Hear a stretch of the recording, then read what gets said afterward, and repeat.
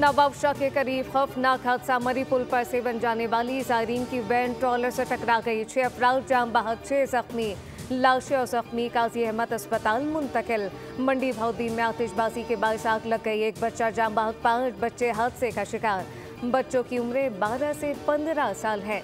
जख्मी बच्चों को फौरी अस्पताल मुंतकिल कर दिया गया। हालत तशवीशनाक।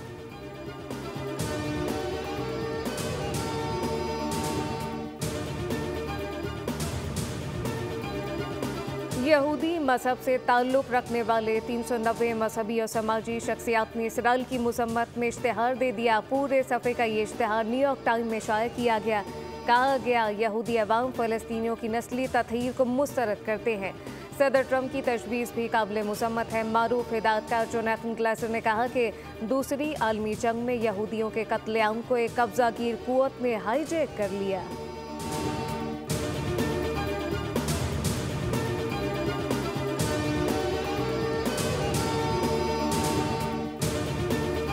चीन दूसरों के मामलात में दखल नहीं देता, इसकी तरक्की से दुनिया को कोई खतरा नहीं। सदर आसिफ अली जरदारी का दौरा चीन के मौके पर चीनी मीडिया को इंटरव्यू।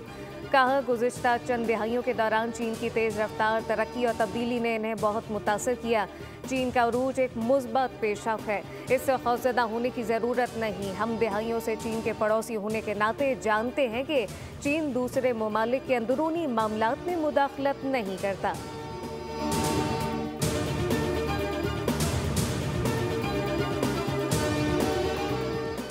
और भारत को जदीद टेक्नोलॉजी की मुंतकली पर पाकिस्तान को शदीद तहफ़्फ़ुज़ात। अमरीका के इस इक़दाम से जनूबी एशिया के अमन में अदम इस्तेहकाम पैदा होगा।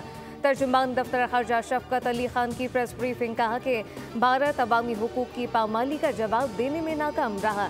भारत मकबूजा कश्मीर में इंसानी हुकूक की खिलाफ वर्जियों में मुलव्वस है, जबकि दहशतगर्दी से मुतासरा मुल्क के तौर पर पाकिस्तान दुनिया में अमन और इस्तेहकाम के फ़रोग़ का ख्वाह है। पाकिस्तान दहशतगर्दी से निमटने के लिए पुरअज़्म।